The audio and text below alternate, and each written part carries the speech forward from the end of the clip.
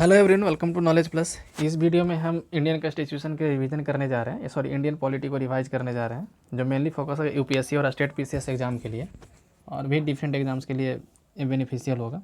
इसका कल एक वीडियो आया था जिसमें हम लोग हिस्टोरिकल बैकग्राउंड देखे थे अपने कॉन्स्टिट्यूशन का, यानी कि कॉन्स्टिट्यूशन बनने में कितना दिन लगा था, चार्टर एक्ट क्या था, पिट्स इंडिया एक्ट क्या था, government of India act different पढ़े थे। तो आज हम लोग पढ़ने जा रहे हैं salient features of Indian constitution. तो सबसे पहला यहाँ पे है कि रिटेन एंड क्या क्या फीचर है हम लोग यहाँ पढ़ने जा रहे हैं।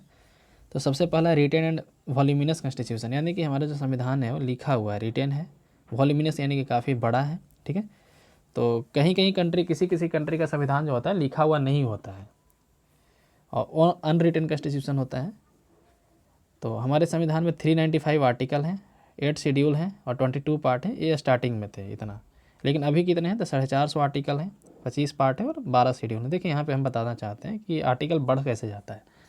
तो आर्टिकल अभी भी 395 ही है, लेकिन आप एक आर्टिकल ऐसे सुनते होंगे कोई के 51A या फिर 39A, है ना, कैपिटल लेटर में लिखा रहता है। तो यही एक बढ़ जाता है, इस तरीके से करते करते बढ़ जाता है। तो अभी भी जो लास्ट आर्टिकल संविधान में लिखा जाता है वो 395 ही है।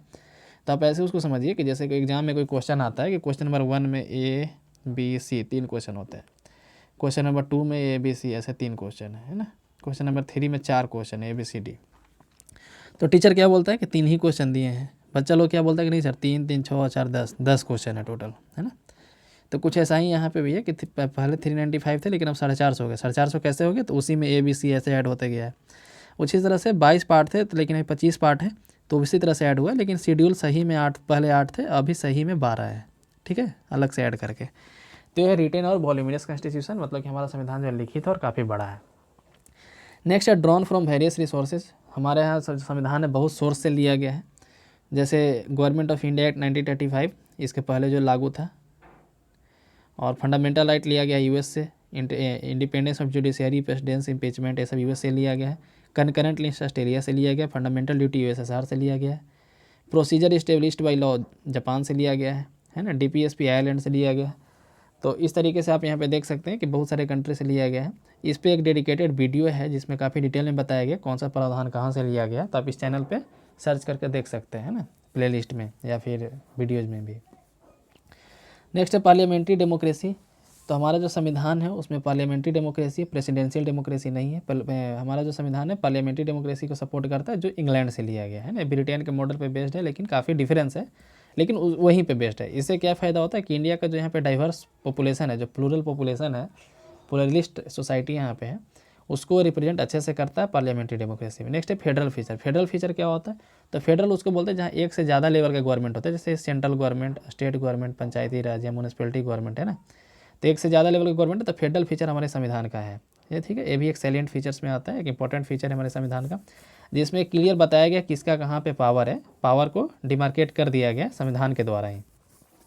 नॉन फेडरल फीचर क्या होता है, तो इंडियन पॉलिटी में कुछ नॉन फेडरल फीचर भी है, जैसे IAS IPS जो होते हैं, है ना, ये स्टेट के अंडर काम करते हैं, मतलब कि स्टेट गवर्नमेंट के अंदर काम करते हैं, लेकिन ये होते हैं सेंट्रल गवर्नमेंट की एम्प्लॉय, है ना। All India services non federal feature में है। फिर उसके बाद जो इमरजेंसी लगाया जाता है वो भी एक नॉन फेडरल फीचर है। सिंगल कॉन्स्टिट्यूशन और सिंगल सिटीजनशिप, ये सब नॉन फेडरल फीचर है। गवर्नर का जो रोल होता है नॉन फेडरल फीचर है, तो ये नॉन फेडरल फीचर में भी आता है। रिजिड एलवेज एंड फ्लेक्सिबल, तो हमारा जो संविधान है रिजिड भी है, मतलब उसको अमेंडमेंट करना काफ़ी टफ भी है और फ्लेक्सिबल भी है। 3 तरह से अमेंडमेंट किया जाता है। जैसे एक होता है सिंपल मेजोरिटी, ठीक है, तो सिंपल मेजोरिटी काफ़ी फ्लेक्सिबल है, गवर्नमेंट जब चाहेगी कर सकती है। उसके बाद आता है स्पेशल मेजोरिटी, ये थोड़ा सा हार्ड होता है, मतलब थोड़ा सा रिजिड है। थर्ड तरह का आता है स्पेशल प्लस आधा जो स्टेट है, यानी कि अभी 28 स्टेट है, यानी कि आधा से एक ज़्यादा 14+1, अभी 15 स्टेट का कॉन्सेंट चाहिए, यानी कि पहले स्पेशल मेजोरिटी संविधान संसद में लाओ, पार्लियामेंट में, उसके अलावा 15 स्टेट में भी उसको पास करना चाहिए, तब वो जा करके अमेंडमेंट हो पाता है। ठीक है, तो 3 तरीके से अमेंडमेंट होता है, तो इसलिए फ्लेक्सिबल और रिजिड दोनों माना जाता है। नेक्स्ट है वेलफेयर स्टेट। वेलफेयर स्टेट का होता है कि सबको जस्टिस प्रोवाइड करना, सारे सिटीजन को, equal of opportunity, equitable contribution of wealth, है ना, ये सब करना, तो उसको हम लोग बोलते हैं वेलफेयर स्टेट। वेलफेयर स्टेट मतलब कि अपॉर्चुनिटी में समानता हो, सबको समान तरीके से सबको धन संसाधन मिले, यहाँ का जो भी रिसोर्सेज उस पर सबका हक हो, तो वेलफेयर स्टेट का एग्जाम्पल है। नेक्स्ट है जुडिशियल सुप्रीमेसी। जुडिशियल सुप्रीमेसी क्या होता है, तो यहाँ का जो जुडिशियरी सुप्रीम है ना, कोई ऐसा कानून बनता है कि जो संविधान को नहीं फॉलो करता हो, तो जुडिशियरी उसको हटा सकती है वहाँ से। ठीक है। और यहाँ के जो जुडिशियरी है सिंगल जुडिशियरी, मतलब कि जितने हाई कोर्ट और सेशन कोर्ट ये सब जो होते हैं वो एक ही हैं, उसी के तहत इंटीग्रेटेड है। फंडामेंटल हमारे फंडामेंटल राइट पार्ट 3 में आर्टिकल 12 से 35 तक है ना, पार्ट 3 में आर्टिकल 12 से 35 तक दिया गया है। तो किसी भी केस में फंडामेंटल राइट को हटाया नहीं जाता है, बस कुछ कुछ को हटाया जाता है। जैसे 2 आर्टिकल है, आर्टिकल 20 और 21, इनको कभी नहीं हटाया जाता, बाकी सबको हटाया जा सकता है। ठीक है। 6 फंडामेंटल राइट हैं, पहले 7 थे, याद रखिएगा फंडामेंटल राइट। 7वां जो फंडामेंटल राइट था, राइट टू बेल, तो 44th अमेंडमेंट एक्ट से हटा दिया गया था, 44th अमेंडमेंट एक्ट से हटाया गया था। ठीक है। तो हमारे संविधान में फंडामेंटल राइट है, भी एक संविधान का हमारा फीचर है। नेक्स्ट है डीपीएसपी। डीपीएसपी क्या होता है? तो एक स्टेट को एक निर्देश दिया जाता है, स्टेट यानी सरकार को एक डायरेक्शन है कि आप ऐसा, आपको ये काम करना है। मतलब कि यदि आपको समझ में नहीं आता है कि कौन सा काम करें, तो आपको ये वाला काम करना है। ठीक है, इसको हम लोग डीपीएसपी बोलते हैं। ये लीगली बाइंडिंग नहीं है, मतलब गवर्नमेंट चाहे तो कर भी सकती है, नहीं तो नहीं भी कर सकती, आप कोर्ट नहीं जा सकते उसके लिए। ये पार्ट 4 में आर्टिकल 30 से 51 तक है ना, आर्टिकल 36 से 51 तक डीपीएसपी ये लिया गया था आयरलैंड से, आप ऊपर हम अभी बताए थे। Next fundamental duty. तो हमारे संविधान में फंडामेंटल राइट के साथ फंडामेंटल ड्यूटी भी है, लेकिन ये ओरिजिनली नहीं था, इसको जोड़ा गया है 42nd अमेंडमेंट एक्ट 1976 में जोड़ा गया है। 42nd अमेंडमेंट एक्ट को मिनी कॉन्स्टिट्यूशन भी बोला जाता है, क्योंकि इसमें बहुत ज़्यादा चेंज हुआ था। ये इमरजेंसी के ड्यूरेशन का था, है ना, इमरजेंसी के ड्यूरेशन का था। 42nd amendment act 1976, Indira Gandhi की गवर्नमेंट थी उस समय, फंडामेंटल ड्यूटी को जोड़ा गया था। ओरिजिनली 10 ड्यूटी थे, लेकिन अभी 11 ड्यूटी है। ठीक है, ओरिजिनली 10 ड्यूटी थे, लेकिन अभी 11 ड्यूटी। और इसका जो कमेटी था, स्वर्ण सिंह कमेटी के रिकमेंडेशन के आधार पर आया था फंडामेंटल ड्यूटी, स्वर्ण सिंह कमेटी के रिकमेंडेशन के आधार पर। तो याद रखिए, ओरिजिनली नहीं था। 42nd अमेंडमेंट एक्ट 1976 में जोड़ा गया। पहले 10 ही फंडामेंटल ड्यूटी थे, लेकिन अभी 11 फंडामेंटल ड्यूटी हैं। और स्वर्ण सिंह कमेटी के रिकमेंडेशन, इंदिरा गांधी की गवर्नमेंट, इमरजेंसी का टाइम, फंडामेंटल ड्यूटी ऐड किया गया। नेक्स्ट है सेकुलर पॉलिटी। सेकुलर पॉलिटी कहने का मतलब कि हमारा जो स्टेट है, यानी जो सरकार है, कि कोई भी ऐसा कानून नहीं बनाएगा जो किसी एक रिलीजन को फेवर करता हो। ठीक है, कोई भी ऐसा कानून नहीं बनाएगा जो हिंदू या फिर मुस्लिम या फिर कोई भी खास रिलीजन को, एक खास सेक्शन को फेवर करता हो, तो ऐसा कोई कानून नहीं बनेगा। तो उसको हम लोग बोलते हैं सेकुलर पॉलिटी। नेक्स्ट है सेकुलर वर्ड, भी जो है 42nd अमेंडमेंट एक्ट में ही जोड़ा गया था, प्रीएम्बल के अंदर, है ना। जब हम लोग प्रीएम्बल पढ़ेंगे तो डिटेल में इस बात को पढ़ेंगे। Next universal adult franchise. Universal adult franchise का मतलब होता है कि एक ईयर, मतलब कि एक एज से ऊपर जितने भी लोग हैं वो वोट देने के काबिल हैं, या उनके पास पैसा हो, धन हो, अमीर हो, है ना, मतलब कि हर कैटेगरी के लोग irrespective of race, religion, caste, है ना, तो वोट दे सकते हैं। तो यही यहाँ पे टर्म क्या है, यूनिवर्सल, यानी कि हर कोई। ठीक है, तो यहाँ पे एज लिमिट है 18 साल, पहले था 21 साल, है ना। 21 से 18 कौन से अमेंडमेंट में किया गया, आप कमेंट सेक्शन में बता सकते हैं तो बताइए, है ना। पहले 21 साल था, लेकिन बाद में 18 साल किया गया। तो राजीव गांधी गवर्नमेंट के द्वारा इस एज को घटाया गया था। तो आप बता सकते हैं कि किस ईयर में ऐसा हुआ था और कौन से अमेंडमेंट एक्ट के तहत आया था। तो इसको बोलते हैं यूनिवर्सल एडल्ट फ्रेंचाइजी। नेक्स्ट है सिंगल सिटीजन। यहाँ पे जो है सिटीजनशिप जो है सिंगल, यानी कि आप दूसरे कंट्री का सिटीजनशिप ले लेते हैं तो फिर आपको इंडिया का सिटीजनशिप छोड़ना पड़ेगा, या फिर आप इंडिया का सिटीजनशिप लेना चाहते हैं तो दूसरे कंट्री का पहले सिटीजनशिप छोड़ना पड़ेगा। ठीक है, तो यह single citizenship. Next emergency provision. तो ये जैसा बताए थे कि नॉन फेडरल फीचर में, तो इमरजेंसी प्रोविज़न हमारे संविधान के पार्ट 18 में है ना, पार्ट 18 में इमरजेंसी प्रोविज़न है, जो 3 तरह की इमरजेंसी लगाने के बात करता है, नेशनल इमरजेंसी, कॉन्स्टिट्यूशनल इमरजेंसी और फाइनेंशियल इमरजेंसी। नेशनल इमरजेंसी जो है 352 के आर्टिकल के अंदर लगता है। कॉन्स्टिट्यूशनल इमरजेंसी स्टेट में लगाया जाता है, कंट्री में, पूरे कंट्री में नहीं लगता है, एक से अधिक स्टेट में लगाया जा सकता है, जिसको हम लोग गवर्नर रूल भी बोलते हैं, जिसको राष्ट्रपति शासन बोला जाता है, प्रेसिडेंट रूल। तो कॉन्स्टिट्यूशनल इमरजेंसी हो गया आर्टिकल 356, और फाइनेंशियल इमरजेंसी 360। हमारे स्टेट में अभी तक 360 का यूज नहीं हुआ है, मतलब फाइनेंशियल इमरजेंसी नहीं लगाया गया है अभी तक। इंडिया में 3 टियर के गवर्नमेंट है, जो फेडरल गवर्नमेंट में हम पढ़े थे कि 3 तरह का गवर्नमेंट है, सेंट्रल, स्टेट और पंचायती राज या म्यूनिसिपैलिटी। तो पंचायती राज और म्यूनिसिपैलिटी वाला जो गवर्नमेंट है ओरिजिनल संविधान में नहीं था। 73 और 74 जो अमेंडमेंट एक्ट था, 73 और 74th अमेंडमेंट एक्ट 1992 में आया था, उसके तहत इसको ऐड किया गया था। ठीक है, तो ये था हमारा कुछ फीचर हमारे कॉन्स्टिट्यूशन का। अब यहाँ पे 12 जो शेड्यूल हम लोग पढ़े, कि पहले 8 शेड्यूल थे, लेकिन अब 12 शेड्यूल है। बारी बारी से सबके बारे में पढ़ लेते हैं। फर्स्ट शेड्यूल में क्या है, तो फर्स्ट शेड्यूल में जो है डील करता है स्टेट और यूनियन टेरिटरीज के बारे में। मतलब उसमें बताया गया है कि इंडिया में कितने स्टेट हैं, यूनियन टेरिटरीज हैं, स्टेट नया फॉर्मेशन करना है तो क्या करना पड़ेगा, यूटी से स्टेट बनाना है तो क्या करना पड़ेगा, है। तो ये सब इसमें बताया गया है। इंडिया का नाम क्या है, ठीक है। नेक्स्ट है सेकेंड शेड्यूल। तो सेकंड शेड्यूल डील करता है कॉन्स्टिट्यूशनल फंक्शन, इससे मतलब कि deals with provision with respect to constitutional function like speaker, deputy speaker, CAG, supreme court जज, हाई कोर्ट जज, ये सब से डील करता है सेकंड शेड्यूल में। ठीक है, नेक्स्ट है मेनली इनके सैलरी से डील करता है। ठीक है, यहाँ पे नहीं लिखा है, सेकंड शेड्यूल में ये सब डिफरेंट जो कॉन्स्टिट्यूशनल पोस्ट है उनके सैलरी के बारे में बताया गया है, तो याद रखें एस सेकंड एस सैलरी। ठीक है, नेक्स्ट है थर्ड, इसमें ओथ और अफर्मेशन से डील करता है। ओथ अफर्मेशन का मतलब ओथ जो होता है गॉड के नाम पे लिया जाता है। आप देखे होंगे उसमें संविधान में जो शपथ लिया जाता है कि मैं ईश्वर की शपथ लेकर कहता हूँ। और अफर्मेशन उनके लिए होता है कि जो नास्तिक होते हैं, नास्तिक मतलब को जो गॉड या फिर कोई भी सुप्रीम पावर में विश्वास नहीं रखते हैं, तो वो अफर्मेशन लेते हैं। तो ओथ और अफर्मेशन में यही अंतर है। ओथ मतलब कि कोई एक सुप्रीम पावर में, आप जो भी सुप्रीम पावर को मानते हो, ईश्वर, अल्लाह या फिर डिफरेंट, आप यदि संसद भवन में कभी शपथ लेते हुए सांसदों को देखे होंगे तो आप उसमें देखे होंगे लोग अपने अपने लैंग्वेज में डिफरेंट तरीके से लेते हैं। तो और अफर्मेशन किनको बोलते हैं? जो ईश्वर को नहीं मानते, जो नास्तिक लोग होते हैं, उनके लिए अफर्मेशन होता है। तो थर्ड शेड्यूल में ओथ और अफर्मेशन के बारे में बात किया जा रहा है। फोर्थ शेड्यूल में जो है राज्यसभा में सीट का एलोकेशन कैसे होगा उसके बारे में बात किया जाता है। फोर्थ शेड्यूल में क्या है, तो राज्यसभा में सीट का एलोकेशन कैसे होगा उसके बारे में बात किया जाता है।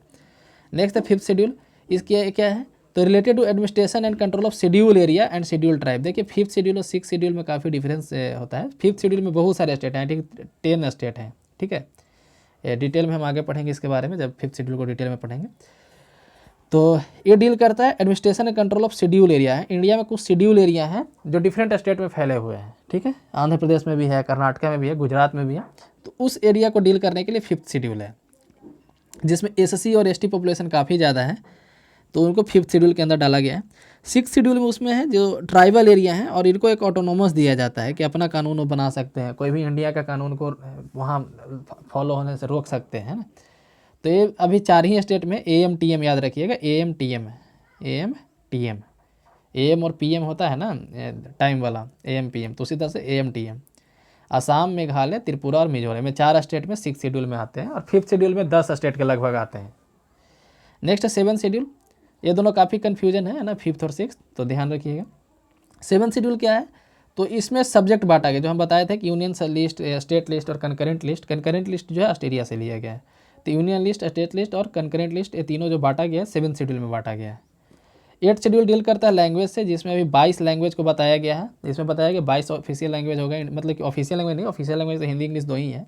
22 लैंग्वेज रिकॉग्नाइज लैंग्वेज है इंडिया में, और पहले 14 लैंग्वेज ही थे स्टार्टिंग में, लेकिन अभी 22 लैंग्वेज में। ठीक है, हाल ही में मतलब कि सबसे लास्ट में ऐड किया गया था मैथिली, संथाली, 2-3 लैंग्वेज को ऐड किया गया था 92nd अमेंडमेंट एक्ट में। 92 अमेंडमेंट एक्ट आया था 92nd, है ना, 92nd अमेंडमेंट एक्ट, उसके तहत मैथिली को जोड़ा गया था और भी उसके साथ 2-3 लैंग्वेज को जोड़ा गया था 8th शेड्यूल में। तो टोटल मिलाकर के अभी जो है 22 लैंग्वेज हो गया। ठीक है, नेक्स्ट है 9th शेड्यूल। देखिए 9th शेड्यूल जो है याद रखिएगा फर्स्ट कॉन्स्टिट्यूशन से जोड़ा गया था, फर्स्ट कॉन्स्टिट्यूशनल अमेंडमेंट एक्ट, पहला बार जो संविधान में संशोधन हुआ था उसी समय 9th शेड्यूल जोड़ा गया था। और ये जोड़ने का पीछे का पर्पस क्या था, तो जैसे अभी बताया कि यहाँ पे जुडिशियरी भी सुप्रीम है, मतलब जुडिशियरी ऐसा काम करता है, जुडिशियल रिव्यू ले लेता है, तो कि कोई भी कानून जो बनता है संसद में वो संविधान को फॉलो करता है कि नहीं, या फिर सरकार अपने मन से कुछ भी बना दिया है, उसको टेस्ट करता है ना, जुडिशियरी उसका टेस्ट करता है।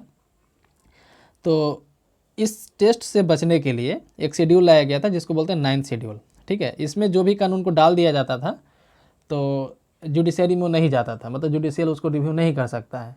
तो इससे बचने के लिए 9th शेड्यूल को लाया गया था, ये फर्स्ट अमेंडमेंट एक्ट में ही आया था। ठीक है, तो deals with validation of certain act and regulation which are made immune to judicial review, है ना, जिनको जुडिशियल रिव्यू नहीं हो सकता।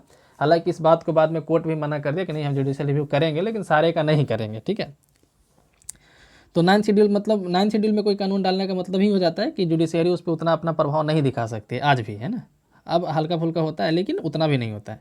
10th शेड्यूल क्या है, तो 10th शेड्यूल एक नया कानून आया था, anti defection law. Anti defection का मतलब क्या होता है कि आप किसी पार्टी पे जीते हैं, किसी पार्टी के इलेक्शन सिंबल से आप इलेक्शन जीते हैं, लेकिन जीतने के बाद अपना रंग ढंगा बदल रहे हैं, है ना, आप दूसरे पार्टी में जा रहे हैं, तो फिर आपको डिस्क्वालीफाई कर दिया जाएगा, इससे रिलेटेड कानून बनाएगा, तो उसको हम लोग बोलते हैं एंटी डिफेक्शन लॉ। ये आया था 50